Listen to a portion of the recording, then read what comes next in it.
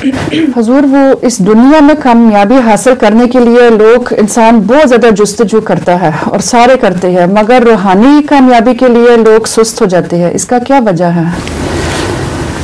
रूहानी कामयाबी जो है वो पहाड़ की चढ़ाई की तरह है, और दुनिया में तरफ कोशिश करना ये उतराई की तरह है।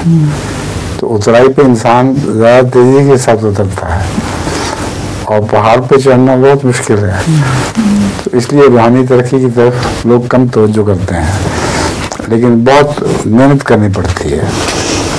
कुरान करीम से पता चलता है कि रूहानी तरक्की घाटी पे चढ़ने की तरह है, वो उस पर मेहनत करेगा तो फिर उसको फल मिलेगा।